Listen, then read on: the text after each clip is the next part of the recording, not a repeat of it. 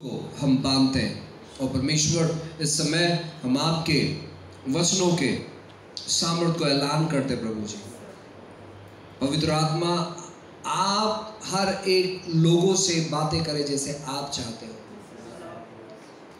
और प्रभु होने दे वो वही बातें सुने जो आप चाहते हो। परमेश्वर, आपने अनुग्रह किया, धन्यवाद देते, महान महिमा आपको देते। प्रार्थना यीशु के नाम से मांगते हैं, आमीन, आमीन, हालेलुया।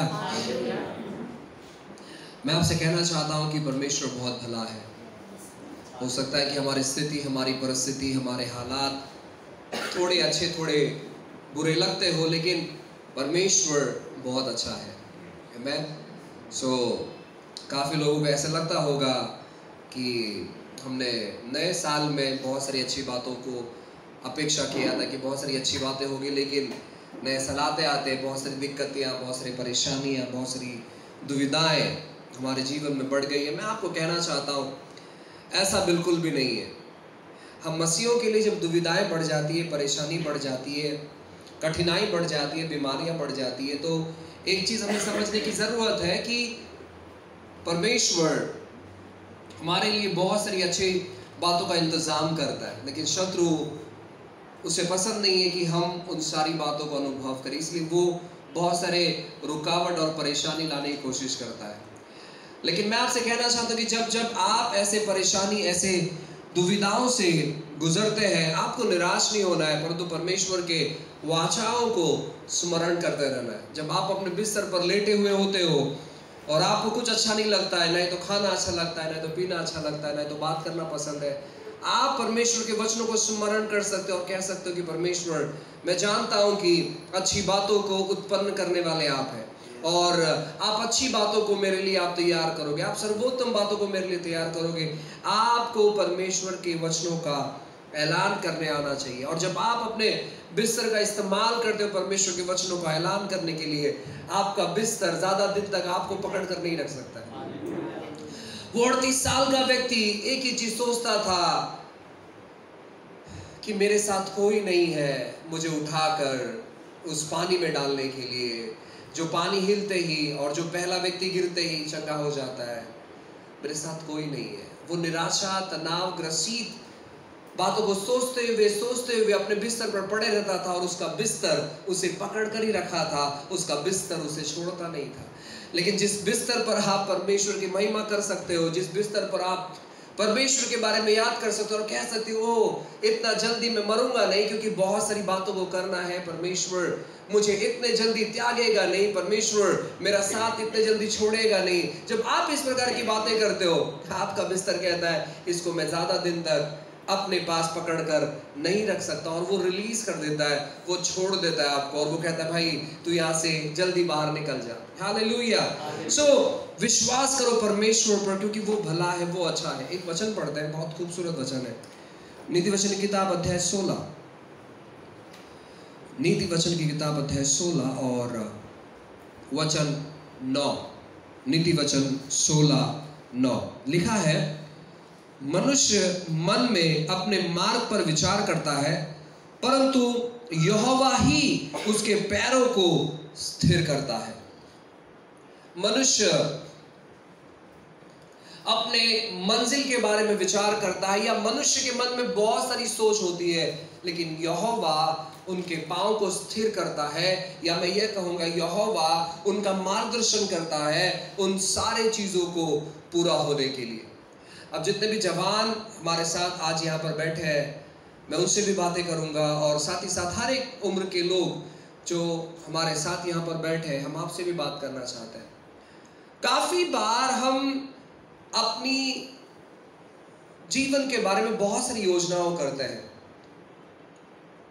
अपने भविष्य के बारे में बहुत सारी योजनाओं करते हैं, बहुत सारी बातों को सोचते हैं, बहुत सारी अच्छी अच्छी बातों को सोचते हैं, ऐसा होगा, ये होगा, वो होगा, ऐसा होगा, और मेरे साथ ये होने वाला है, मेरे साथ वो, हम बहुत सारी अच्छी बातों को सोचते हैं।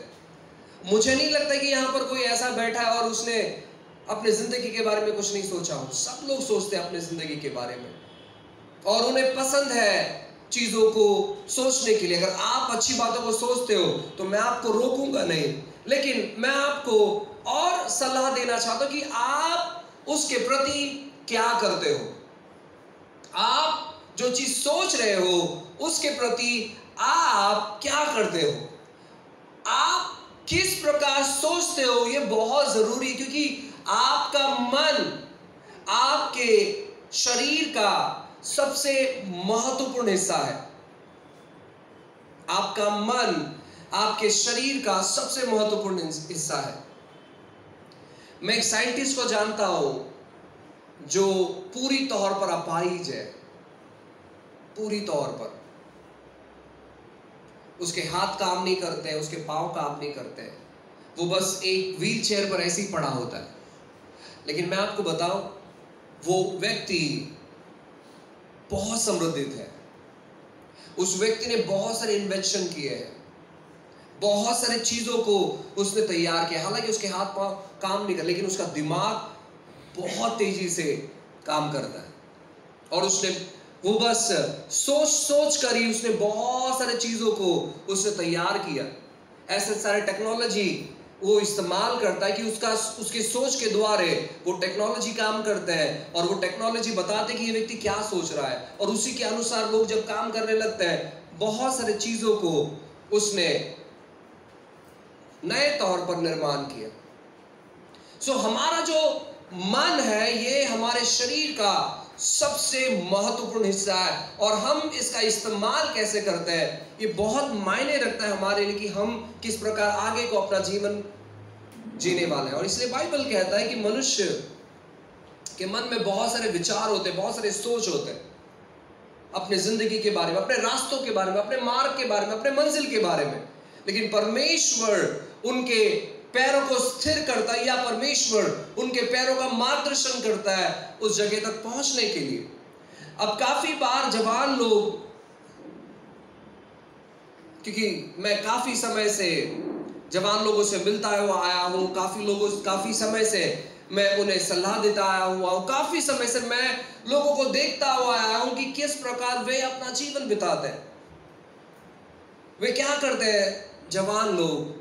वे अपने स्थिति, अपने परिस्थिति के अनुसार वो सोचने लगते हैं। अब इनमें समस्या यह है कि क्योंकि ये बहुत सारे फिल्म्स देखते हैं, बहुत सारे पिक्चर्स देखते हैं, बहुत सारे मूवीज देखते हैं, तो बहुत सारा चीज इनके माइंड में छप जाता है और वो उसी के अनुसार सोचते हैं। लड़कियां सोचती है कि वो सिंड्रेला है। अब आप में से बहुत सारे लोग सिंड्रेला नहीं जानते होंगे, तो मैं आपको स्टोरी बताना चाहूंगा। सिंड्रेला एक बहुत बड़े घर में एक नौकर के समान काम करती थी। हालांकि वो उस घर की बेटी भी थी, लेकिन उसकी जो सौतेली माँ होती है उसे बहुत काम करवाती है, बहुत काम करवाती है, और वो बेचारी रात दिन काम करती है। उसके पास ना ही तो पहनने अच्छे कपड़े होते हैं, उसके पास ना ही तो कोई अच्छा बात करने वाला व्यक्ति होता है, उसके साथ सब जानवर, वो सब जानवरों से प्यार करती है, जानवर उससे प्यार करते हैं, और इंसानों से वो काफी दूर रखी जाती है। कोई भी अच्छी चीज में उसे शामिल नहीं किया जाता। सो काफी बार लड़कियां, उन्हें लगता है कि वो सिंड्रेला है, केवल ख्वाब में। मैं आपसे कहूं, अगर आप सिंड्रेला जैसे विश्वास करते हो, गलत बात नहीं है, लेकिन सिंड्रेला जैसे काम करती थी, कम से कम काम करना चालू करो। क्योंकि अगर आप अपने जीवन में सिंड्रेला जैसे आशीषों को देखना चाहते, बहुत जरूरी है। मैं जब बाइबल में ढूंढ रहा था कि ऐसा कोई व्यक्ति मुझे मिल जाए जो केवल ख्वाब देखता हो और कुछ नहीं करता, वो बस अपने बिस्तर पर लेटा रहे और ख्वाब देखता रहे, खाना खाते रहे, लेटा रहे और ख्वाब देखते रहे, ऐसा कोई भी व्यक्ति बाइबल मुझे मिला नहीं। बाइबल में जितने भी व्यक्ति मुझे मिले, ये सब कठिन परिश्रम करने वाले लोग थे। अब मैं परमेश्वर के अनुग्रह के खिलाफ में नहीं हूं कि ओ पास्टर, परमेश्वर का अनुग्रह मेरे ऊपर है और मुझे काम करने की जरूरत है, लेकिन यहाँ बाइबल ये कहता है कि जब परमेश्वर का अनुग्रह आप पर आएगा, आप असंभव काम करने लगोगे। यानी जो कोई व्यक्ति कर नहीं सकता है, वैसे काम आप करने लगोगे, ऐसा बाइबल कहता है। परमेश्वर का अनुग्रह शिमशोन पर उतरा, और शिमशोन बड़े बड़े शहरपनाह को, बड़े बड़े गेट को वो अपने कंधे पर उठाता और पहाड़ पर लेकर चले जाता। इंसानों के लिए यह संभव है। परमेश्वर का अनुग्रह दाऊद पर उतरता और दाऊद क्या करता, शेर को फाड़ देता जो कि इंसान के लिए असंभव है, भालू को फाड़ देता जो कि इंसानों के लिए असंभव है। तो जब परमेश्वर का अनुग्रह किसी व्यक्ति पर उतरता है तो वो व्यक्ति असंभव काम करने लगता है। जो इंसानों के लिए असंभव है वो व्यक्ति उन चीजों को बहुत आसानी से करता है। गोलियत पूरे सेना को ललकार रहा था, परमेश्वर के नाम की बुराई कर रहा था, लेकिन दाऊद पर अनुग्रह था, इसलिए एक छोटे से पत्थर ने उस पूरे बड़े गोलियत को हरा दिया। लेकिन उसने हिम्मत किया उसके सामने जाने का, जो कि लोग नहीं कर रहे थे, लोगों के लिए असंभव था। परमेश्वर का अनुग्रह जब उतरता है, मैं आपको बताना चाहता हूं, परमेश्वर का अनुग्रह आपको शक्ति प्रदान करता है काम ज्यादा करने के लिए। ऐसा कभी नहीं होगा कि परमेश्वर का अनुग्रह किसी व्यक्ति की जिंदगी में उतरा और वो व्यक्ति दोपहर के 12 बजे उसका सुबह होता है और सुबह के 4 बजे उसका गुड नाइट होता है। ऐसे कभी नहीं होता, ऐसा कभी नहीं होता। परमेश्वर उसको क्षमता देते हैं चीजों को ज्यादा करने के लिए। अगर आप अपने ख्वाब में अपने बारे में अच्छा सोच रहे तो एक चीज पर आपको गौर करना है कि आपका दिनचर्या कैसे है। अगर आपके पास कोई काम है, आप कहते नहीं पास्टर मैं सुबह जल्दी उठती हूं, मेरे घर का सारा काम काज में खत्म कर देती हूँ और मेरे पास बहुत सारा समय बचता है और इसीलिए मैं आराम करती हूँ। मैं आपको कहना चाहता हूँ, हम जो जवान है हमें ज्यादा आराम करना नहीं चाहिए, क्योंकि अगर इस उम्र में हम आराम करेंगे तो आने वाले उम्र में मैं आपको बताना चाहता हूँ ना, हमारा हालत बहुत खराब रहेगा। जो भी जवान व्यक्ति अपने जवानी में आलस करते हैं या आराम करते हैं, वे अपने बुढ़ापे में कभी आराम नहीं कर पाएंगे। वे अपने बुढ़ापे में उनको बहुत कष्ट करना पड़ेगा, बहुत कष्ट करना पड़ेगा। खास करके हम मसीह लोगों के बारे में मैं बात कर रहा हूँ। गैर मसीह लोग वैसी वो बचपन में भी तकलीफ उठाते हैं, जवानी में भी तकलीफ उठाते हैं, बुढ़ापे में तकलीफ उठाते हैं। लेकिन हम मसीह लोग जब परमेश्वर को जानने के बाद अगर हम अच्छे तौर पर उसका फायदा नहीं उठाएंगे तो मैं आपको बताना चाहता हूं हमारी परिस्थिति वैसी ही बनी रहेगी। अगर आप अपनी परिस्थिति में बदलाव देखना चाहते हैं तो आपको परमेश्वर का अनुग्रह इस्तेमाल करना आना चाहिए। अगर आपके पास कोई काम नहीं है, आपको जॉब नहीं मिल रहा है, आपके पास कोई काम नहीं है, आप एक चीज कर सकते हो और वो है कि आप परमेश्वर के वचनों को पढ़ सकते हो। दिन के कम से कम 50 अध्याय आप पढ़ सकते हो। आप कह सकते हो मेरे पास कोई काम नहीं है, लेकिन मेरे पास एक काम है और वो है कि मैं परमेश्वर के वचनों पर रात दिन में मनन करने वाला व्यक्ति बनूंगा। और मैं आपको कहना चाहता हूं ना, यह चीज आपको कामयाब बनाएगा, यह चीज आपको कामयाब बनाएगा। सिंड्रेला की स्टोरी मैं आपको कहना चाहता हूं, वो स्टोरी में अच्छी लगती है, हकीकत में वैसा बिल्कुल भी नहीं है। ऐसा कोई राजा आपके पास नहीं आएगा आपसे शादी करने के लिए। मैंने ऐसे कई रानियों को देखा है जो अपने ख्वाब में है ना बड़ी से बड़ी रानी करके वो सोचते हैं, लेकिन आखिरकार जब हकीकत में उनको देखा जाए तो वो किसी घर में झाड़ू पोछा मार रहे होते हैं। मैं सच कहता हूं, मैं ऐसे बहुत सारे लोगों को जानता हूं। मैं जानता हूं ऐसे लोगों को जिन्होंने बहुत अच्छा अपने बारे में सोचा है। मसीह लोगों के बारे में बात कर रहा हूं मैं, गैर मसीहों के बारे में बात नहीं कर रहा, मसीहों के बारे में। उन्होंने बहुत अच्छा अपने बारे में सोचा। लोग जब उनकी सराहना करते तो उन्हें बहुत अच्छा लगता था, अरे क्या अद्भुत तौर पर ये सेवा करते, क्या अद्भुत तौर पर ये प्रार्थना करते हैं। लेकिन इनका व्यक्तिगत जिंदगी पूरी तौर पर खाली था और ये चुनाव किस प्रकार करना है इनको पता नहीं। इन्होंने चुनाव किया विवाह करने के लिए, शादी करने के लिए, और जब इन्होंने देखा तो इन्होंने देखा कि परिवार बहुत अच्छा है, बहुत पैसे वाला है। अब मतलब मेरा तो जब शादी हो जाएगा तो मैं तो बस घर की रानी बनकर रहूंगी, ऐसे उन्होंने सोचा। और जब शादी हो गया, शादी के कुछ समय के बाद पता चला कि जो भी चीज मैंने देखा था वो सारा चीज झूठा है, वो सारा चीज झूठा है। और उसके बाद जो उनके साथ नहीं होना चाहिए वैसे सारा चीज होना चालू हो गया और अब वो पछताते कि क्यों मैंने शादी किया। अब पछता कर कोई फायदा नहीं है। मैं जानता हूं ऐसे लोगों को जिन्होंने मसीह होने के बावजूद भागकर शादी कर ली और उन्हें लगा कि मेरे घर वाले परमिशन नहीं देंगे इस लड़के से शादी करने के लिए, मेरे घर वाले परमिशन नहीं देंगे उस लड़की से शादी करने के लिए, तो इन्होंने सोचा कि हम दूसरा रास्ता अपनाएंगे। इनको लगा कि शादी होने के बाद माँ बाप तो स्वीकार कर लेंगे। मैं आपको बताना चाहता हूँ जरूर माँ बाप स्वीकार कर लेंगे, लेकिन आपने जो तरीका अपनाया है वो तरीका का जो प्रतिफल है वो आप अनुभव करने पर है। इन्होंने भागकर शादी कर ली और शादी करने के बाद इन्हें लगा कि ये बहुत अच्छे से अपना जीवन बिताएंगे, लेकिन समस्या क्या है कि वे जीवन नहीं बिता पा रहे। वे बहुत सारी समस्याओं से डूबे, वे बहुत सारी परेशानियों से डूबे, वे बहुत सारी दिक्कतों से डूबे। जवान लोगों को लगता है कि बस एक बार हमारी शादी हो जाने दो, उसके बाद देखो किस प्रकार हम दुनिया को उल्टा फुल्टा कर देते हैं। एक बार हमारी शादी हो जाने दो, फिर हम बताते हैं कि सेवा क्या है। एक बार हमारी शादी हो जाने दो, फिर हम अपने परिवार वालों को बताएंगे कि परिवार कैसे संभाला जाता है। और जब शादी हो जाती है, मैं आपको बताना चाहता हूं ना, वो बस मुंह छुपाकर यहां वहां भागते रहते हैं। अगर आप जवान हैं और अगर आपका अभी तक शादी नहीं हुआ है, मैं आपको एक सलाह देना चाहता हूं। वो सलाह यह है कि आप परमेश्वर के बारे में जानने का प्रयास करें।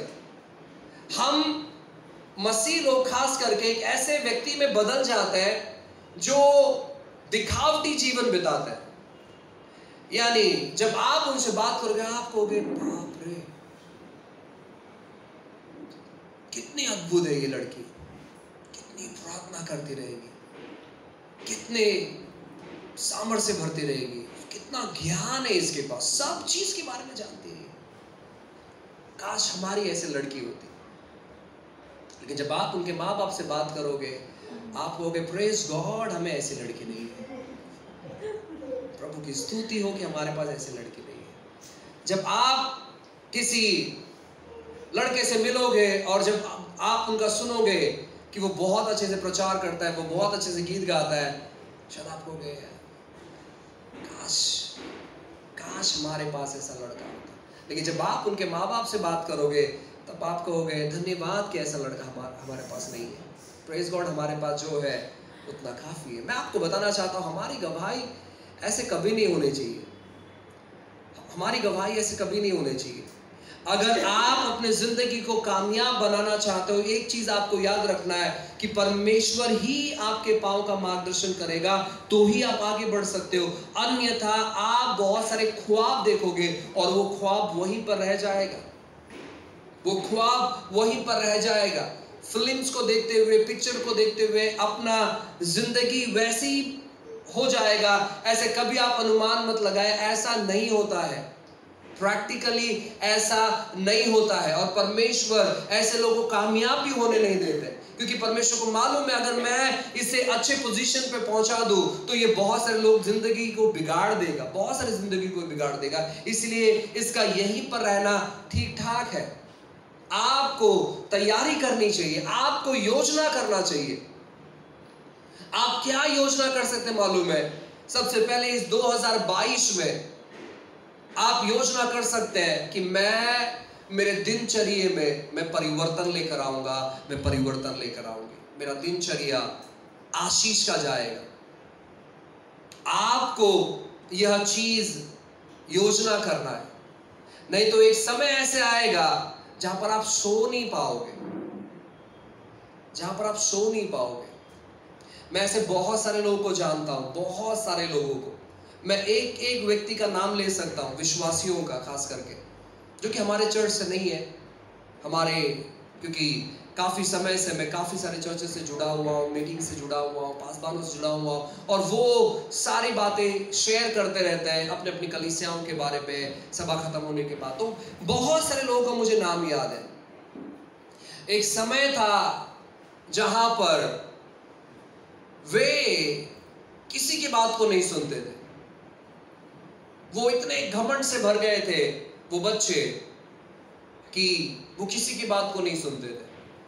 उनको लगता था कि हमारे पास सरकारी नौकरी है, हमारे पास पैसे हैं, और हमारे पास अच्छा पोजीशन है, हम बाइबल को जानते हैं, हम प्रार्थना करते हैं, हम किसी का नहीं सुनेंगे। उनके अंदर बहुत सारा घमंड उत्पन्न हो गया, लेकिन उस घमंड के वजह से जब वो उस घमंड को लेकर अपना जीवन बिताना शुरू किए और वे अपनी मनमर्जी पूरी करते रहे, वे परमेश्वर की बातों को मौका नहीं देते थे, वे अपनी चीजों को पूरा करने की कोशिश करते रहे। कुछ समय के बाद ऐसा हुआ कि वो आज उनके पास समय नहीं है कि वो किसी से बातें करें। वे सुबह उठते हैं, जल्दी खाना पकाते हैं, बस काम पर चले जाते हैं और देर रात घर पर लौटते हैं। उनके पास आज वैसा जीवन नहीं रहा जैसा जीवन वो पहले जीते थे। ऐसे बहुत सारे लोग हैं, ऐसे बहुत सारे लोग हैं, उनके पास समय नहीं है अपने परिवार के साथ बात करने के लिए। उनके पास अच्छा परिवार नहीं है कि कहीं उन्हें घूमने लेकर चले जाए। उनके पास उनके परिवार के सदस्य इतने बुरे हैं कि अगर एक भी दिन अगर उन्हें छुट्टी ले ली तो उनका हालत खराब कर देते वो लोग। मालूम है क्यों ये सब चीज हुआ? क्योंकि ये लोग सुनते नहीं है, ये लोग बस अपनी मनमानी करते हैं और उसी के वजह से बहुत सारे समस्याओं का ये सामना कर रहे हैं। प्रियो, परमेश्वर जब हमें मौका देते हैं, हमें जानना चाहिए कि कैसे हम उस मौके का इस्तेमाल करें। बाइबल कहता है योना के बारे में, जब परमेश्वर ने योना से कहा कि योना, जहां पर मैं तुझे भेज रहा हूं वहां पर तू अकेला नहीं जाएगा, मैं तेरे साथ में रहूंगा, तुझे कौन मार सकता है? लेकिन इसने कहा कि नहीं नहीं नहीं, मैं वहां पर नहीं जाऊंगा, अगर मैं वहां पर गया तो मैं बचकर वहां से नहीं निकल सकता, मैं वहां पर नहीं जाऊंगा, मैं मेरे ख्यालों में रहना चाहता हूं, मैं मेरे सोच के अनुसार जीना चाहता हूं और मेरा सोच जहां पर मुझे लेकर जाना चाहता है मैं वहां पर जाना चाहता हूं, भले मेरा नुकसान कितना भी क्यों ना हो। परमेश्वर कहता है ठीक है, कोई प्रॉब्लम नहीं है। हमारा परमेश्वर इतना अच्छा है कि वो मार्गदर्शन करने की कोशिश करता है और जब आप उसका नहीं सुनते हो वो कहता है ठीक है, मैं जबरदस्ती नहीं करूंगा, मैं जबरदस्ती नहीं करूंगा, आप जैसा करना चाहते हैं आप वैसे कर सकते हैं, आप गलत करना चाहते हैं आप कर सकते हैं, मैं किसी पर जबरदस्ती नहीं करूंगा। परमेश्वर कभी किसी पर जबरदस्ती नहीं करता है, और अगर परमेश्वर ने कभी किसी पर जबरदस्ती की तो सच में वो बड़ा अनुग्रह पाया हुआ व्यक्ति है। परमेश्वर ने योना को ऐसे ही नहीं छोड़ा। सच में योना के ऊपर परमेश्वर का बहुत बड़ा अनुग्रह था। जब आप योना के बारे में पढ़ोगे, योना प्रचार करने के बाद जब नाराज होता था परमेश्वर उससे आके बातें करते, उसे समझाने का प्रयास करते थे, और आप उसके एंड के स्टोरी को नहीं पढ़ सकते कि उसके साथ क्या हुआ, कहीं नहीं लिखा है, कहीं नहीं लिखा है। परमेश्वर यानी उससे बातचीत करते चले गए, उसे समझाते चले गए, ये सच में परमेश्वर का अनुग्रह उसके ऊपर था। लेकिन ये सबके साथ नहीं होता है। वैसे परमेश्वर अगर आपको समझाते हैं आपके कलीसिया के द्वारा, आपके लोगों के द्वारा, तो मैं आपको बताना चाहता हूं ना, आप उन चीजों का फायदा करना चाहिए। अगर परमेश्वर ने आपको एक औहदा दिया है आपके काम की जगह पर, आपके कलीसिया में, आपके घर में, आप उस औहदे का अच्छे से इस्तेमाल करना चाहिए, ना ही तो उस औहदे का आप गैर फायदा उठाना चाहिए। बहुतायत लोग अपने औहदे का गैर फायदा उठाते हैं, अपने दफ्तर में, अपने कार्यस्थल पर, अपनी कलीसिया में, हर जगह पर। अगर आपके कलीसिया में आपको औहदा दिया गया, आपको क्या करना चाहिए मालूम है? आप और ज्यादा समर्पित होना चाहिए परमेश्वर के प्रति। कलीसिया को दिखाने के लिए नहीं। आप मुझे फंसा सकते हैं, आप आपके अड़ोस पड़ोस में जो लोग बैठे हैं उनसे फंसा सकते हैं, लेकिन आप परमेश्वर को नहीं फंसा सकते। जो औहदा आपको मिलता है, मैं आपको कहना चाहता हूं ना, उस औहदे के प्रति आपको परमेश्वर के हाथ में और समर्पित होना है। परमेश्वर के वचनों को जानने में, प्रभु की योजनाओं को जानने में, परमेश्वर को वक्त देने में आपको और समय निकालने की, परमेश्वर मेरा मार्गदर्शन कर कि मैं और समय कैसे निकालूं, और परमेश्वर आपका मार्गदर्शन करेगा, वो आपके पांव को चलाएगा, वो बताएगा कि कहां पर जाना है, किस प्रकार चीजों को करना है। अगर आप मसीह है, मैं ऐसे बहुत सारे मसीह लोगों को जानता हूं जो एक समझौता भरा जीवन जीते, समझौता भरा, कॉम्प्रोमाइज लाइफ। उनके लिए कोई फर्क नहीं पड़ता है मसीह जीवन और संसारिक जीवन, वो दोनों को एक करके जीते और कहते हैं कोई प्रॉब्लम नहीं है, परमेश्वर का अनुग्रह मुझ पर है। हो, परमेश्वर का अनुग्रह आपको संसार से दूर रखता है, परमेश्वर का अनुग्रह आपको पाप से दूर रखता है, परमेश्वर का अनुग्रह जब आप जानोगे आपको सारे शत्रु की बातों को देखकर घृणा आएगी, आप उससे प्रेम नहीं कर सकते। परमेश्वर का अनुग्रह आपको पिक्चर थिएटर में नहीं लेकर जा सकता, परमेश्वर का अनुग्रह आपको आपके मोबाइल पे गलत चीज नहीं दिखा सकता, परमेश्वर का अनुग्रह इन सारे चीजों से आपको दूर लेकर जाता है। जो व्यक्ति पर परमेश्वर का अनुग्रह उतरता है, मैं आपको कहना चाहता हूं ना, वो व्यक्ति अपना जीवन समर्पित तौर पर बिताता है। आप देखिए उन व्यक्तियों के बारे में जो बाइबल में है और जिन्होंने परमेश्वर को अपने जीवन का मुख्य स्थान दिया। जब जो भी व्यक्ति को आप देखोगे, खास करके नए करार में, नए नियम में, जो भी व्यक्ति के बारे में आप पढ़ोगे जिन्होंने अपना जीवन परमेश्वर के हाथों में दिया, जिन्होंने अपना जीवन परमेश्वर के हाथों में समर्पित किया, वे सामान्य तौर पर नहीं जी पाए। वे सताव में जीते थे, वे दिक्कतों में जीते थे, वे परेशानियों में जीते थे, वे डर डर कर जीते थे कि पता नहीं अब क्या होने पर है बाहर, लेकिन उनके मन के अंदर परमेश्वर की असीम शांति रहती थी। बाहर की स्थिति ठीक ठाक नहीं रहती थी, लेकिन उनका मन बहुत शांति से भरा हुआ होता था और वे अपना प्रतिदिन परमेश्वर के लिए बिताते थे। वे अपना प्रतिदिन परमेश्वर के लिए बिताते थे।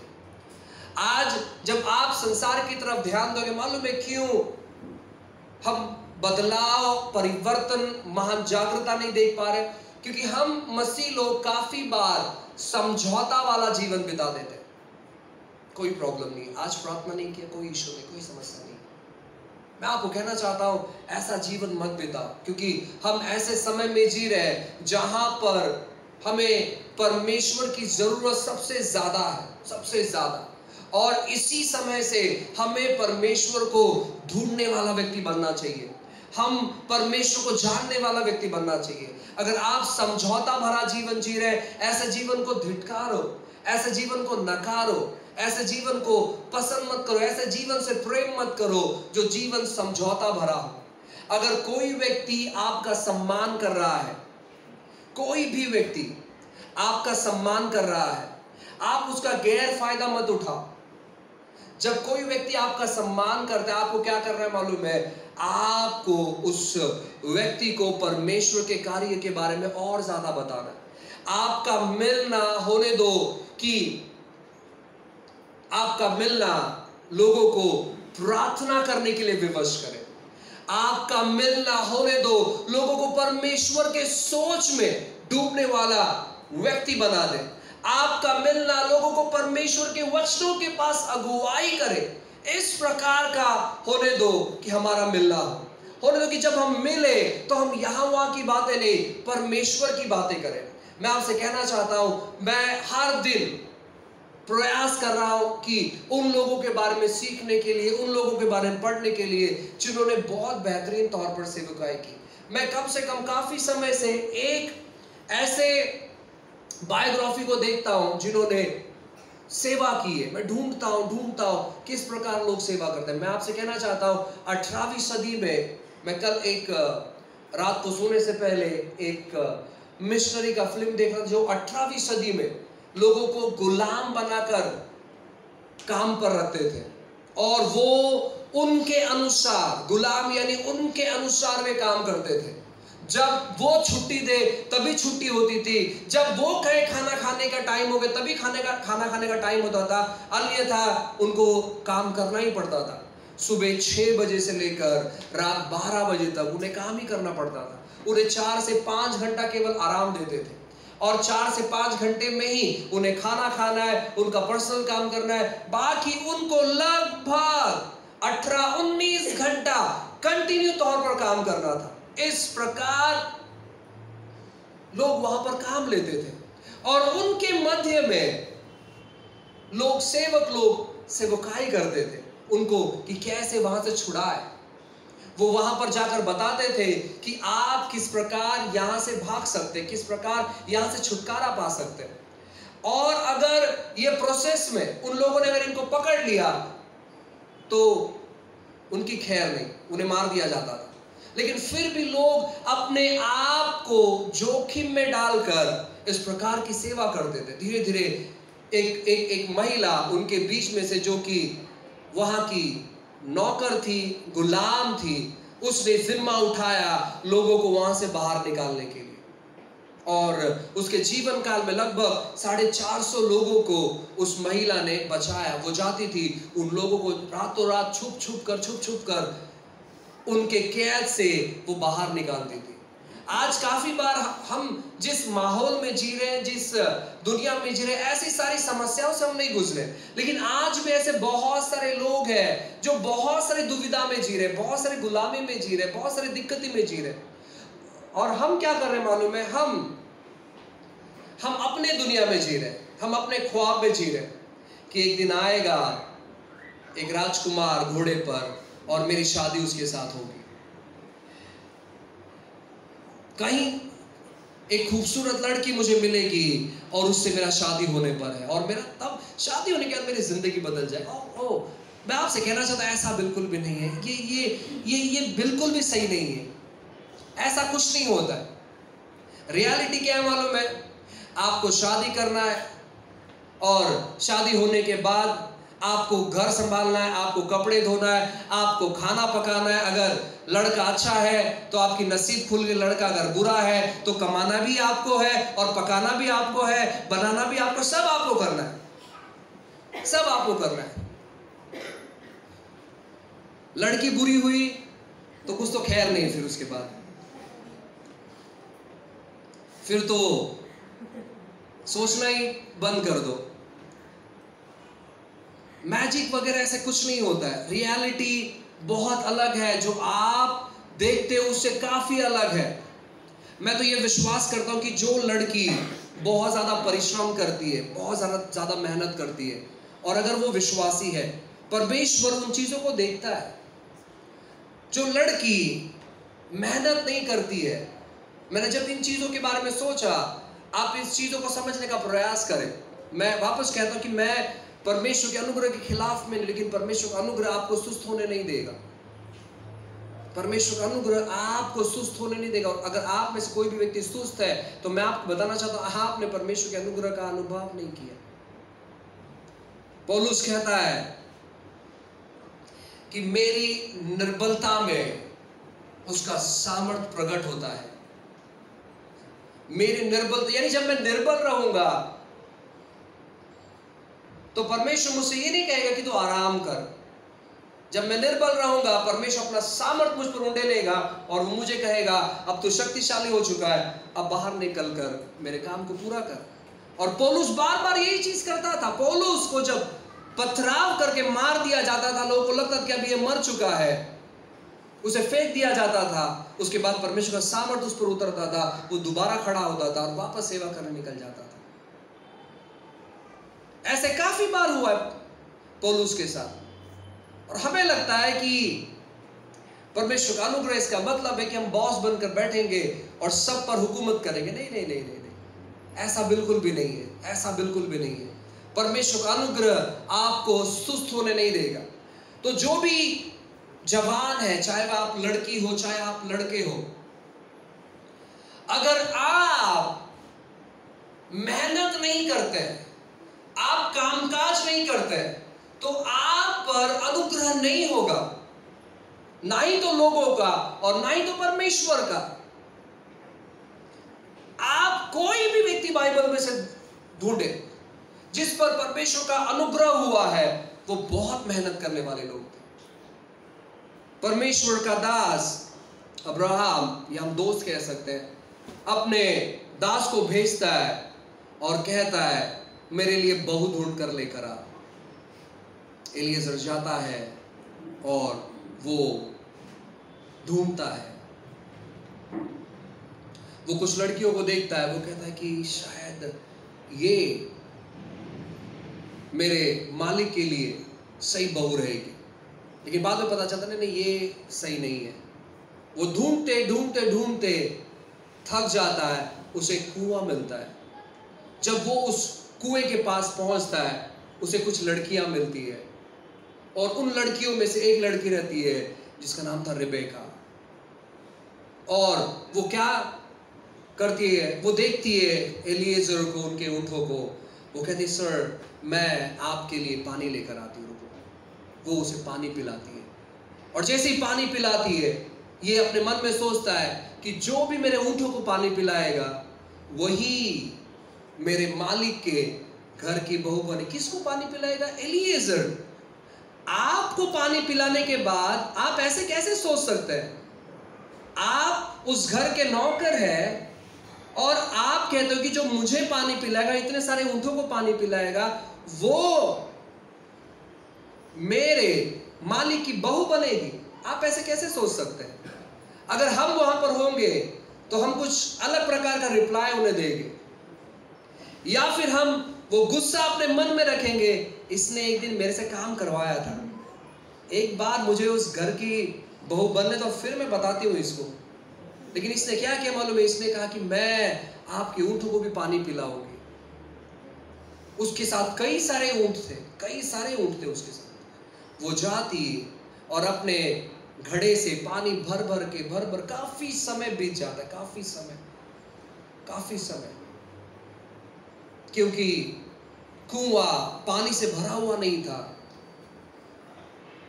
कुएं के नीचे उतरना पड़ता था, पानी लेकर आना पड़ता था, और फिर वो पानी पलटी करती और फिर वहां पर ऊँट पी लेते थे, और फिर वापस कुएं में नीचे उतरती, वापस पानी भरती, वापस वो ऊँटों को पिलाते। ऐसे करते करते काफी सारा समय बीत गया। इसको मालूम भी नहीं था कि ये मुझे इसहाक से शादी करवाने के लिए लेकर जाने वाले, कुछ भी मालूम नहीं था। वो बस यूं ही पिला रहे थे, और फिर यह व्यक्ति उसके नाक में नथनी पिनाता और कहता है कि मैं आपके घर वालों से मिलना चाहता हूं। आपको मालूम है मैं कौन हूं? वो बताता है।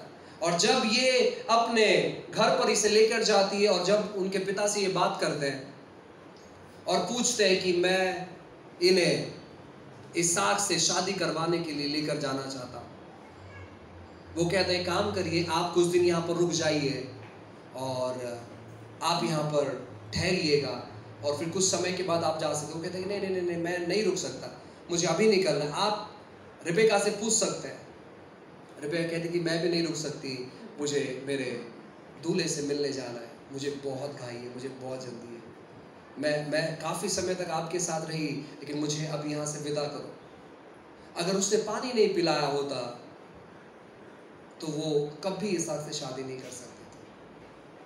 उसने बहुत परिश्रम किया, परमेश्वर का अनुग्रह उस पर उतरा, और वो बिना जाने कि मैं इसहाक से शादी करने पर, बिना जाने वो बस पानी पिलाती चली गई। उसका वो आदत उसे एक ऐसे मुकाम में पहुंचाया जहां पर उसके बाद हजारों की तादाद में ऊंट उसके पास हुए रहेंगे, हजारों की तादाद में। वो यीशु मसीह के वंशावली में गिनी जाती है। और इससे बड़ा आशीष क्या चाहिए?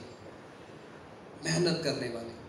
आप जितने भी लोगों को देखोगे ये सब ऐसे ही थे, लेकिन हम ऐसे नहीं सोचते। हम एक ऐसे दुनिया के बारे में सोचते हैं जो दुनिया पूरी तौर पर झूठी है, और कोई तो व्यक्ति आकर हमें फंसा कर चले जाता है कि इस प्रकार की चीजें भी होती है। बहुत सारी फिल्म्स हम देख लेते हैं और हम उसी दुनिया में जीने का प्रयास करते हैं। आप अपने दोस्तों के शादियों को देखें कि वो भी आपकी तरह सोचते थे, उनका जिंदगी आज कैसे है।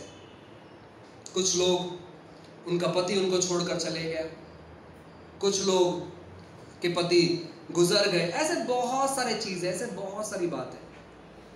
और हम भी उसी प्रकार अगर सोचेंगे तो मैं आपको बताना चाहता हूं ना, वो लोग जीवन जिस प्रकार बिता रहे वैसे ही हमारा जीवन भी रहेगा।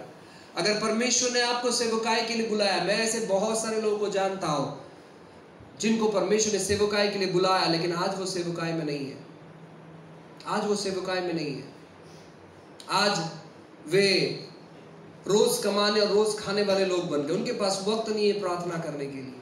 क्यों? क्योंकि उन्होंने निर्णय गलत लिया था, उन्होंने सही निर्णय नहीं लिया। वे लोग सीखना नहीं चाहते थे, वे लोग जानना नहीं चाहते थे, उनको संगति करना पसंद नहीं है, उनको अधीन रहना पसंद नहीं है, उनको किसी की बात सुनना पसंद नहीं है, उनको डांट सुनना पसंद नहीं है।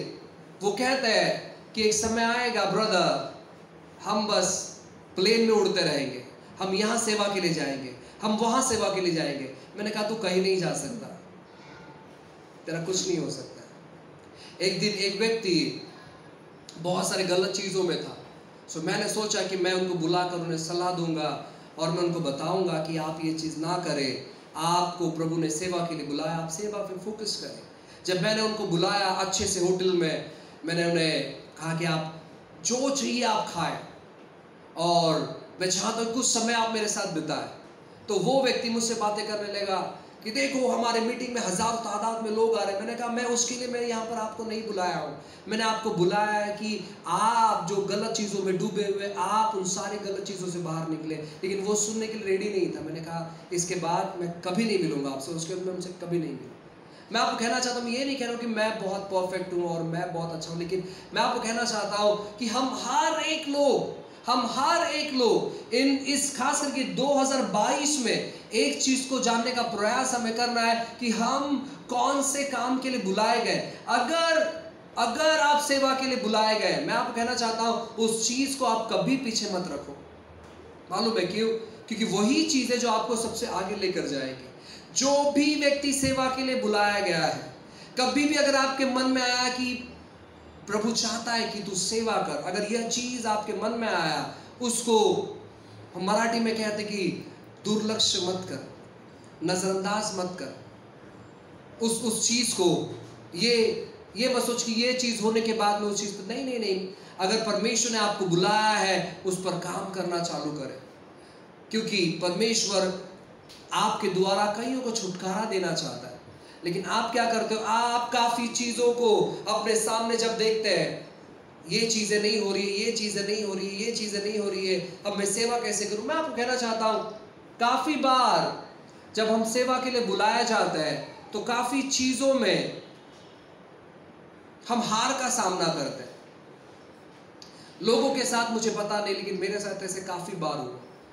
मैंने जब ये सोचा कि मैं सेवा बाद में करूंगा, पहले मैं कुछ अपने लिए कर लेता हूं, तो मुझे हर जगह केवल हार का सामना करना पड़ा। मैं नौकरी ठीक तौर पर नहीं कर पाता, और मैं नौकरी करने जाता तो कुछ समय तक ही नौकरी करता और फिर वो नौकरी को मैं छोड़ देता, क्योंकि मुझे सेवा करने का चाहत था, लेकिन स्थिति और परिस्थिति ठीक नहीं होने की वजह से मैं सोचता था कि सेवा में बाद में करूंगा, पहले मैं अपनी स्थिति और परिस्थिति को ठीक कर लेता। लेकिन स्थिति परिस्थिति ठीक तब तक नहीं हुई जब तक मैंने अपने आप को सेवा में समर्पित नहीं किया। काफ़ी बार हम अपनी स्थिति परिस्थिति को ठीक करने के चक्कर में हम अपने सेवा के रास्ते को और कठिन बना देते हैं। तो ऐसे आप लोग ना करें। परमेश्वर ने जो चीज़ के लिए आपको बुलाया है, परमेश्वर उस चीज़ के लिए आपको अनुग्रह देते हैं ताकि आप उन चीज़ों को अपने जीवन में पूरा कर पाए। जितने जवान लोग हैं, मैं आप लोगों को सलाह देना चाहता हूँ, ये सारी गलत चीज़ों से बचे रहें। इस 2022 में आपको कोई मूवीज़ देखने की ज़रूरत नहीं है, क्योंकि जब आप कोई मूवीज़ को देखते हो आपको लगता है बस उस हीरो के तौर पर मैं भी बहुत गरीब था और उसने ऐसे किया, उसने वैसे किया, अब मैं भी करूँगा। ये बस 5 मिनट का आपके अंदर इल्यूजन रहता है और उसके बाद आपका वो 3 घंटा वेस्ट, आपका एनर्जी वेस्ट, सारा चीज़ वेस्ट। इसलिए ये फालतू के चीज़ों से अपने ध्यान को हटाए और हर रोज़ परमेश्वर के साथ अपना रिश्ता और मजबूत करें। आप जाने कि परमेश्वर आपसे कितना प्यार करते हैं, आप जाने परमेश्वर के वचनों को, आप जाने कि प्रभु किस प्रकार चीज़ों का इस्तेमाल करते हैं। आपको जब आप अपने वचनों को पढ़ोगे आपको समझ में नहीं आएगा, लेकिन नजरअंदाज मत करो, उसको पढ़ते रहो, इसको पढ़ते रहो। प्रार्थना करो कि पवित्र आत्मा मुझे मदद कर, मुझे समझने के लिए मदद कर, मुझे समझने के लिए मदद कर, मुझे जानने के लिए मदद कर, प्रभु आपका वचन मुझे और गहराई से समझ में आना चाहिए। आप प्रार्थना करें, आप उपवास करें, आप एक दिन कुछ नहीं खाएं, आप सब चीज से छुट्टी ले लें, आप किसी से बातें नहीं करें और परमेश्वर के वचनों के साथ समय बिताया कि परमेश्वर मुझे मदद कर, मुझे सहायता कर आपके वचनों को समझने के लिए, मुझे मदद कर, मुझे सहायता कर आपकी बातों को जानने के लिए। जब आप परमेश्वर के वचनों को महत्व देना चालू करोगे, परमेश्वर का वचन आपसे बात करना चालू करेगा, आपसे बात करना चालू करेगा। और देख किस प्रकार परमेश्वर आपके जीवन में बदलाव और परिवर्तन को लेकर आएंगे। परमेश्वर ने जिसको आपके ऊपर रखा है उसके अधीन होना चालू हो जाओ। अगर आप परमेश्वर की अद्भुत कृपा को देखना चाहते हैं तो जिस भी व्यक्ति को परमेश्वर ने आपके ऊपर रखा है उसके अधीन होना चालू हो जाओ। माँ बाप है, भाई है, बहन है, आपके कलीसिया के लोग हैं, अधीन होना चालू हो जाओ। क्योंकि जब आप अधीन होते हो परमेश्वर अद्भुत चीजें आपके जीवन पर रिलीज करते हैं। बाइबल कहते हैं लूका की किताब अध्याय 2, आइए एक वचन को देखते हैं। लूका की किताब अध्याय 2 और वचन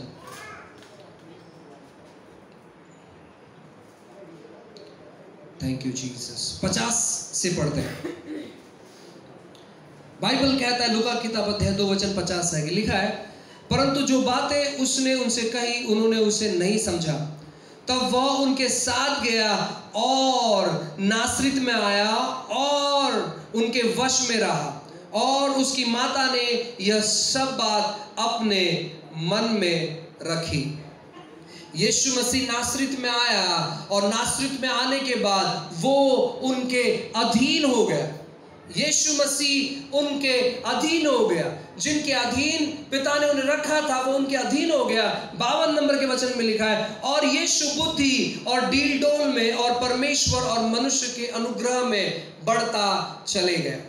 जब वो अधीन आया, हालांकि उसके पास बहुत बुद्धि था, उसके पास बहुत ज्ञान था, वो शास्त्री फरीसियों से बात कर रहा था, उन्हें सवाल जवाब कर रहा था, वो व्यक्ति उनके अधीन हो गया। और बाइबल कहता है कि परमेश्वर का और मनुष्य का अनुग्रह में यीशु मसीह बढ़ते चले गए। हम क्यों नहीं बढ़ते मालूम है किसी के अनुग्रह में? क्योंकि हमें किसी का सुनना पसंद नहीं। हमें लगता है कि मुझे सब आता है, मुझे किसी की सलाह की जरूरत नहीं है।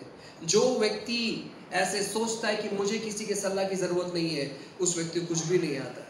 उस व्यक्ति को वापस एक बार बहुत सीखने की जरूरत है, बहुत सीखने की जरूरत है। ऐसे लोगों से दोस्ती मत रखे जो लोग घमंडी है। ऐसे लोगों से दोस्ती मत रखे जो लोग परमेश्वर को नहीं जानते। ऐसे लोगों से दोस्ती मत रखे जो लोग परमेश्वर के बारे में मजाक करते हैं। ऐसे लोगों के साथ ना घूमे जिसके साथ आप परमेश्वर के बारे में शेयर नहीं कर सकते। ऐसे किसी के साथ ना घूमे। आप कहोगे पास्टर यीशु मसीह तो सबके साथ घूमते थे। हो, यीशु मसीह सबके साथ घूमते थे, लेकिन वो उन सबके साथ परमेश्वर के राज्य के बारे में बात करते थे।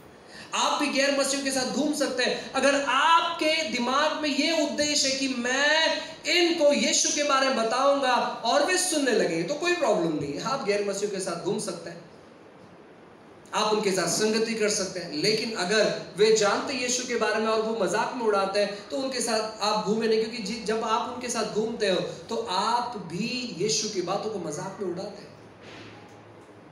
आप भी यीशु की बातों को मजाक में उड़ाते हैं। यीशु मसीह कभी ऐसे कोई संगति में नहीं बैठा जहां पर लोग यहां वहां की बातें कर रहे हैं और यीशु शांत बैठा है। आप कोई संगति ऐसे नहीं देख सकते। यीशु मसीह जो भी संगति से जुड़ा वहां पर वे परमेश्वर के राज्य के बारे में बातें करते थे। आप ऐसी संगति को तैयार करें, ऐसे लोगों को तैयार करें। मैं जानता हूं ऐसे लोगों को जो लगभग 17वीं सदी में जवान लोग मिलते थे परमेश्वर के वचनों को पढ़ने के लिए। आज दुखित बात मालूम है क्या है? जवान लोग मिलते हैं गलत गलत और गंदी बात करने के लिए। मसीह लोग के बारे में बात कर रहा हूँ, गैर मसीह तो है ही वैसे, लेकिन मसीह लोग इसके साथ ऐसा हुआ, उसके साथ वैसा हुआ, मालूम है ये यहाँ पर ये हो गया था, वहां पर वो कहता है। इस प्रकार की बातें करने के लिए वे समय निकालते हैं। वे प्रार्थना नहीं करते। वे 4-4 घंटा साथ में समय बिताते हैं, लेकिन वो 4 घंटे में 10 मिनट प्रार्थना नहीं करते। वे संगति करते हैं लेकिन वे बाइबल को ओपन नहीं करते। वे संगति करते हैं, वे कभी किसी स्टोरी को नहीं बताते हैं जो बाइबल आधारित है। वो बस यहाँ वहाँ की बातें करते हैं। आप जब मुलाकात करो, भले आप किसी को खाना दो या नहीं दो, पानी दो या नहीं दो, लेकिन परमेश्वर के बारे में वहां पर आपका मुख्य डिस्कशन होना चाहिए, बातचीत होनी चाहिए। एक ऐसे बहुत सारे लोग थे, ऐसे बहुत सारे टीम थे 17वीं 18वीं सदी में, जहां पर लोग मिलते थे और उन्होंने नाम रखा था होली टीम करके, पवित्र मंडली या पवित्र लोग। और वे क्या करते थे, वे उपवास करते थे, वे साथ में परमेश्वर के वचनों को समझते थे, पढ़ते थे और एक दूसरे को समझाते थे। हर रोज ये मुलाकात करते थे, हर रोज। आपका मिलना जहां पर परमेश्वर की बातें नहीं होती है, वो मिलना व्यर्थ है, वो आपके जिंदगियों को बंधन में लेकर आ सकते हैं।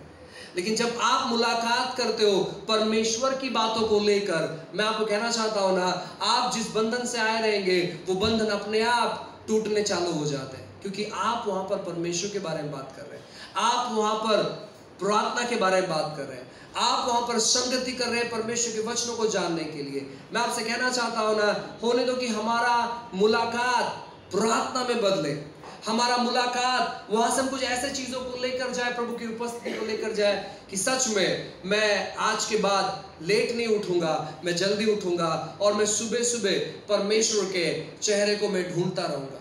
मैं जल्दी उठूंगा और मैं परमेश्वर के वचनों को ढूंढता रहूंगा, ताकि परमेश्वर का वचन पूरे दिन भर मेरा मार्गदर्शन करे, परमेश्वर का वचन मेरे राह के लिए सच में ज्योति बन जाए, दीपक बन जाए। मैं ऐसा कुछ करूंगा जहां पर मैं परमेश्वर के वचनों को मनन करता रहूंगा। अगर आप इस प्रकार के लोग में परिवर्तित होते हैं, मैं आपको कहना चाहता हूं ना, आप देखोगे हर प्रकार की कामयाबी। आज लोग परमेश्वर के बारे में जानते हैं, लेकिन वो घमंड से भरे हैं, वो इस्तेमाल नहीं करते उसे। उनको मालूम है प्रार्थना करने के द्वारा प्रभु सुनता है, लेकिन फिर भी उनका प्रार्थना का जीवन बहुत कमजोर है। वे जानते हैं कि परमेश्वर के वचनों को पढ़ने के बाद हमारा बुद्धि ज्ञान खुल जाता है, लेकिन फिर भी अपने बाइबल को वो बंद करके रखते हैं। वे जानते हैं हम किसी से भी उल्टा बात नहीं करना है, लेकिन फिर भी वो कहते हैं कि मुझे कोई फर्क नहीं पड़ता है।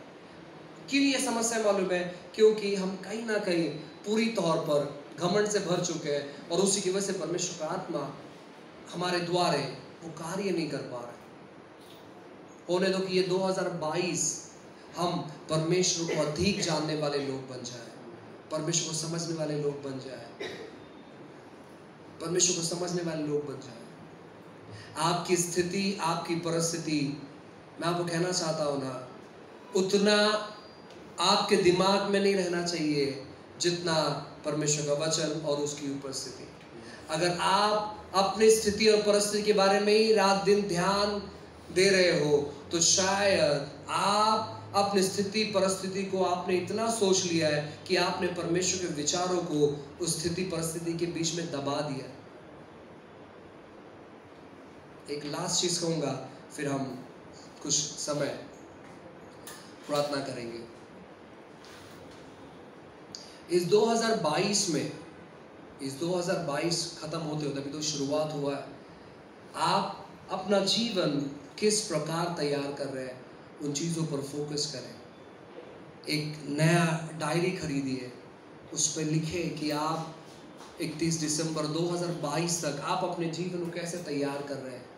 आपका प्रार्थना का जीवन शैली, आपका वचन पढ़ने का जीवन शैली, आपके संगति का जीवन शैली, यीशु के बारे में लोगों को बताने का समय, आप किस प्रकार योजना कर रहे हैं। आपके दोस्त जो यीशु को नहीं जानते, मैं आपको कहना चाहता हूं कि देखो, इन दिनों में वापस हम सुन रहे हैं कि बीमारी बढ़ते चली जा रही है, कोरोना बढ़ते चले जा रहा है, हजारों की तादाद में वापस लोग कोरोना के चपेट में आ रहे हैं। मृत्यु का जो आंकड़ा है वापस वो बढ़ते चले जा रहा है। और अगर हम जीवित हैं, हम सेहतमंद हैं, तो क्यों ना हम इस समय का इस्तेमाल करें। आपने देखा है पिछले कुछ सालों में कैसे हम अपने घर से बाहर नहीं निकल सकते थे, किस प्रकार दुविधा थी, किस प्रकार परेशानी थी। और शायद हम में से काफी लोगों ने प्रार्थना किया होगा कि परमेश्वर हमें मौका दे फिर एक बार कि हम बाहर निकल पाए, लोगों को बता पाए। ये वो मौका है कि हम अच्छे से इस्तेमाल करें, हर गलत चीजों से दूर रहें, चुनाव आप सही करें। अगर आप कोई गलत चीजों को देखते हो, उसका परिणाम आपके जिंदगी पर रहेगा, उसका परिणाम आपके जिंदगी पर रहेगा। हम ऐसे नहीं कह सकते कि परमेश्वर ने अभी सारा चीज माफ कर दिया, उसने सारा चीज माफ किया, लेकिन हमारा जो पांव अगर कट गया है तो उसका परिणाम तो हमको भुगतना ही पड़ेगा। सोचो, अगर किसी की एक उंगली कट गई है, वो उंगली दोबारा ग्रो नहीं करेगी। ऐसे हुआ है, प्रभु ने किया है, वो बात अलग है, लेकिन हमारी उंगली ग्रो नहीं होगी, उसका परिणाम हमको तो भुगतना ही पड़ेगा। तो इससे अच्छा है कि हम वो गलत राह पर चलने से अच्छा है कि हम ऐसे चीजों के बारे में योजना करें कि परमेश्वर हमें मदद कर आपके वचनों में डूबे रहने के लिए। क्योंकि अगर आप परमेश्वर के वचनों में डूबे रहते हैं, आप प्रार्थना में डूबे रहते हैं, आप गलत चीजें नहीं कर सकते। किसी ने कहा है, या तो आप पाप में डूबे रहोगे या तो आप परमेश्वर में डूबे रहोगे, दोनों में से कोई एक ही चीज होगा। 50-50 यहां पर नहीं हो सकता। अगर आप पाप में डूबे हुए हैं तो आप परमेश्वर से काफी दूर चले गए, और अगर आप परमेश्वर में डूबे हुए तो पाप आपसे काफी कोसों दूर चले गया है। जब आप परमेश्वर के बारे में जानते हैं, उसका इस्तेमाल करें, उसका इस्तेमाल करें। आप जानते हैं उसके प्यार के बारे में, उसका इस्तेमाल करें अपने हर रोज की जिंदगी में। आप जानते हैं कि उसने आपको किस प्रकार क्षमा किया है, उसका इस्तेमाल करें लोग हर रोज अपना जीवन बिताते हुए, और साथ ही साथ औरों को बताते हुए। बहुत सारे लोग आज बंधन में, बहुत सारे लोग जो नहीं जानते हैं कि परमेश्वर उनसे कितना प्यार करता है। हम तो कहीं ना कहीं हम खुश हैं, या हमें रिलीफ मिलती है कि परमेश्वर ने हमें चुन लिया है और हम सुरक्षित हैं। लेकिन ऐसे बहुत सारे लोग हैं जो आज भी परमेश्वर को नहीं जानते हैं और वो अपने गलत चीजों में डूबे हुए हैं। ऐसे लोगों के पास हमें कम से कम इस 2022 में पहुंचना है। आपको आपके लोगों के पास पहुंचना है। आप मेरे लोगों के पास नहीं पहुंच सकते और मैं आपके लोगों के पास नहीं पहुंच सकता। आप जितने लोगों से कांटेक्ट है आपका, आप उनके लिए मध्यस्थी करना चालू करें। ज्यादा से ज्यादा समय निकालें। आप ज्यादा सोच विचार कर कर आपकी परिस्थिति को नहीं बदल सकते, लेकिन अगर आप प्रार्थना में अपना जीवन बदलने तैयार है तो प्रार्थना आपकी स्थिति और आपकी परिस्थिति में जरूर बदलाव को लेकर आएगी। हालेलुया। आइए क्यों ना कुछ समय के लिए अपनी आंखों को बंद करें और हम सब लोग खड़े हो जाएं। सब लोग खड़े हो जाएं, अपनी आंखों को बंद करें। और यह समय है जहां पर हम परमेश्वर को फिर एक बार मौका दें कि वो हमारे हृदय से बातें कर सके, वो हमारे सोचों से बातें कर सके और वो हमारा मार्गदर्शन कर सके। अगर आप अपना जीवन कोई गलत बातों में बिता रहे हैं तो मैं आपसे कहना चाहूंगा कि इस समय आप अपना जीवन वापस परमेश्वर के हाथों में समर्पण करें।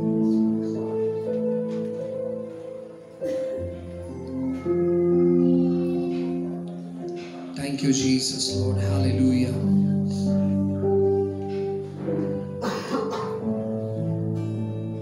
अपना जीवन परमेश्वर के हाथों में समर्पित करें।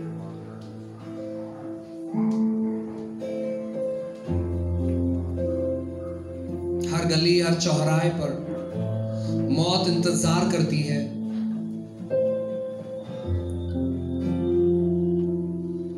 जब आपको उद्धारकर्ता मिल गया है, आज उस मौत के परछाई में बहुत सारे लोग बैठे हुए हैं। जो मौत औरों के लिए मौत है, वो हमारे लिए वैसे नहीं है। हम मसीहों के लिए मौत, इसका मतलब है परमेश्वर से मुलाकात करना, लेकिन औरों के लिए ऐसे नहीं है। जब मसीह लोग अपने शरीर को छोड़ते हैं, तो सीधे परमेश्वर से मुलाकात करते हैं।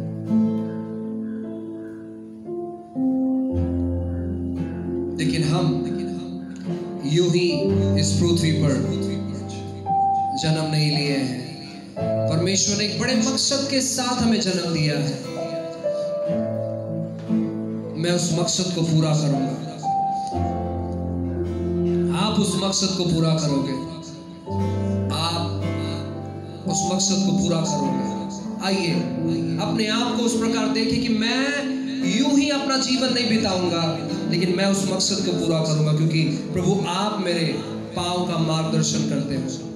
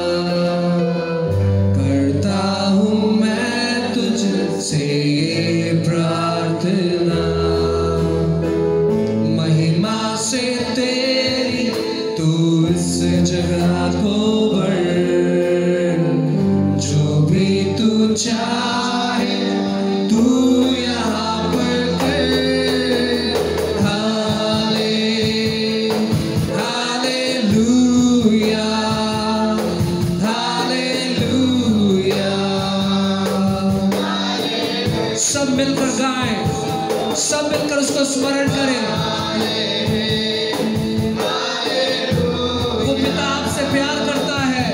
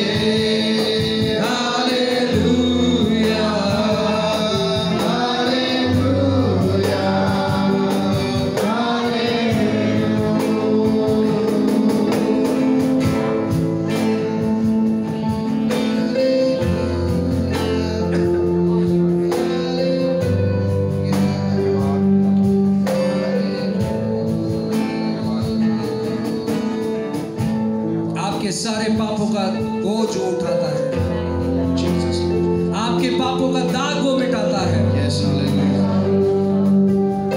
Thank you, Lord Jesus. प्रिय, पाप इतने सस्ते नहीं है।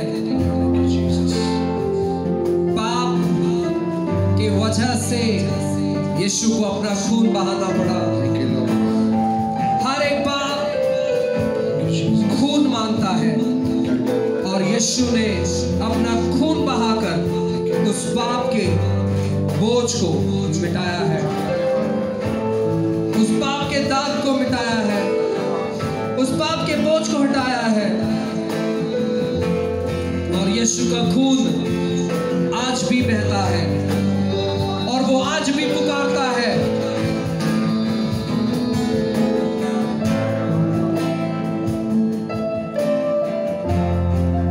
आइए यीशु के लहू के अधीन हो जाइए। काफी बार हम अपनी भावनाओं में बह जाते हैं, काफी बार हमारे दोस्त, हमारे लोग जो करते हैं हम उनके पीछे चले जाते हैं। लेकिन होने दो कि परमेश्वर हमें मदद करे,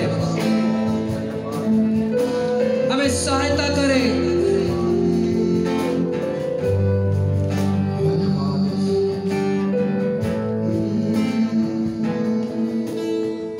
सारे जहां में तुझसा नहीं कोई, तुझको छोड़ कोई प्रभु है। हमें मदद कर प्रभु ऐलान करने के लिए। सारे जहां में तुझसा कोई नहीं, तुझको छोड़ कोई प्रभु है नहीं। घुटने में टेकूं बस तेरे सामने, प्रभु केवल तेरे सामने।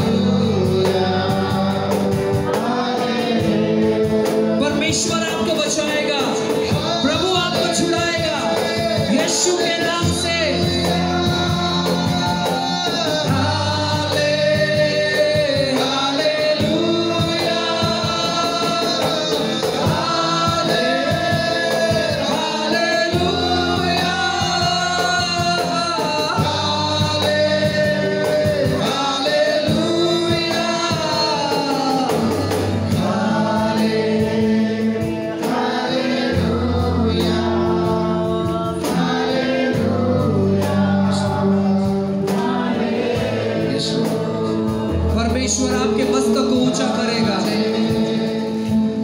परमेश्वर दोबारा आपको बनाएगा। आप दोबारा प्रभु के ख्यालों में रहोगे। यीशु के नाम से हर प्रकार के बंधनों को हम तोड़ते हैं, हर प्रकार के पाप के जड़ को हम तोड़ते हैं।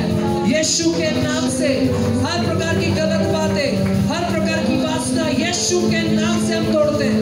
हर प्रकार की शत्रु जो गलत तौर पर मार्गदर्शन करते हैं, यीशु के नाम से उन सारे बंधनों को हम तोड़ते हैं।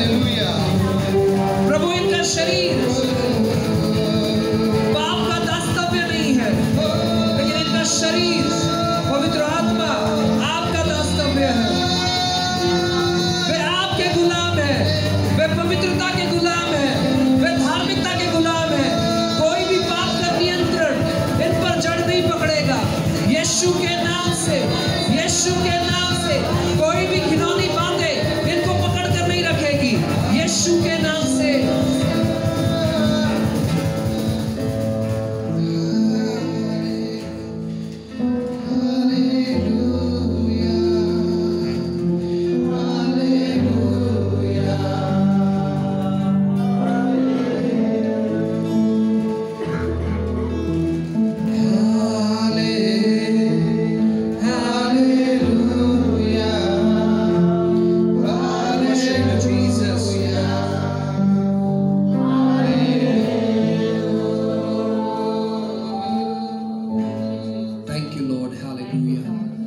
परमेश्वर हम जानते हैं कि आपने हमारे सारे पापों को मिटाया है।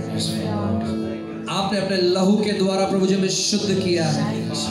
प्रभु हमारे कलीसिया के हर एक लोग शुद्ध है, धर्मी है, पवित्र है। हम ये घोषणा करते हैं यीशु के कोई भी पाप इन्हें जकड़ कर नहीं रख सकते, कोई भी पाप के बंधन इनके जिंदगी में नहीं आ सकते। हम ये ऐलान करते परमेश्वर, आपके धार्मिकता की वर्षाव कहते परमेश्वर आ जाए। प्रभु यीशु के नाम से हर प्रकार की कर्ज की आत्मा को हम श्रापित करते हैं, हर प्रकार के बीमारी को हम श्रापित करते हैं। हमारा शरीर पवित्र आत्मा का मंदिर है और कोई बीमारी हम पर हावी नहीं हो सकती है। हम बनाए गए हैं धार्मिकता के लिए, हम बनाए गए हैं दूसरों को चंगा करने के लिए। हमारा शरीर चंगाई का घर है, यीशु के नाम से चंगाई बहती है वहां से। हम ऐलान करते हैं कि हम चंगाई के स्रोत हैं। यीशु के नाम से हमारे अंदर से चंगाई बहेगी, यीशु के नाम से हमारे अंदर से चंगाई बह रही है। इसी समय हम ऐलान करते हैं बीमारी हम तुझे डांटते और कहते हैं चले जाने के लिए, यीशु के नाम से, यीशु के नाम से, यीशु के नाम से हम ऐलान करते हैं हर एक लोगों पर किसी भी प्रकार का बीमारी, किसी भी प्रकार के बंधन में लोग नहीं है, ये पूरी तौर पर आजाद है यीशु के नाम से। प्रभु जी हम इस समय ऐलान करते परमेश्वर आपके अनुग्रह का। प्रभु कोई भी व्यक्ति अपना जीवन व्यर्थ में नहीं बिता रहा है, लेकिन हर कोई व्यक्ति आपके नाम को महिमा देने के लिए अपना जीवन बिता रहा है। प्रभु कोई व्यक्ति आलसी नहीं है, यीशु के नाम से हर प्रकार के आलसपन की आत्मा को हम श्रापित करते हैं। प्रभु हम प्रार्थना करते हैं हर एक जवान उनमें अधीनता लेकर आते हैं, उनमें अधीनता लेकर आते हैं। जो उनके घर में बड़े प्रभु उनके अधीन हो जाए यीशु के नाम से, यीशु के नाम से। हर एक वो आत्मा जो इन्हें अधीनता में आने के लिए रोक रही है, उन सारी आत्माओं को तोड़ते यीशु के नाम से, धटकारते, खंडित करते यीशु के नाम से। और प्रभु जी हम प्रार्थना करते हैं आपके सामर्थ्य उनकी जिंदगी ऊपर के प्रभु आपने अनुग्रह क्या धन्यवाद देते हैं। प्रभु ये पूरे हफ्ते ये आपके चमत्कारों से प्रभु जी भरते रहे, ऐसे प्रार्थना करते हैं। प्रभु आपने अनुग्रह क्या धन्यवाद देते हैं, महान महिमा आपको देते हैं, प्रार्थना यीशु के नाम से। आइए अपने हाथों में अपने अर्पण को ले, जिन्होंने दशमांश ले अपने हाथों में अपने दशमांश को ले, हम धन्यवाद के साथ परमेश्वर के राज्य में बोएंगे। Thank you Lord, hallelujah. प्रभु हम धन्यवाद करते हैं प्रभु आपके अनुग्रह के लिए, जिन्होंने अपने दशमांश को अपने हाथों में लिया है, उन हाथों को छुए प्रभु, ब्लेस करें प्रभु, उनके स्रोत को छुए प्रभु जी। और प्रभु हम प्रार्थना करते परमेश्वर आपके लिखे कहे वचन के अनुसार उनके जीवन में चीजें होने के लिए आप सहायता करें प्रभु। देखने पाए कि ये पृथ्वी पर सबसे आशीषित लोग हैं प्रभु, जिन्होंने अपने हाथों में बीज लिया प्रभु जी, उन्हें ब्लेस करें। आपने अनुग्रह क्या धन्यवाद देते, महान महिमा आपको देते, प्रार्थना यीशु के नाम से, आमीन। आइए नाचते गाते इस ऑफरिंग को लेते हैं।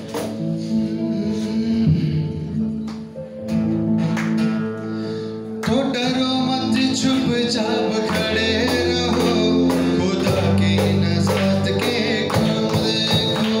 तो डरो मत, चुपचाप खड़े रहो, खुदा की नज़ात के काम देखो।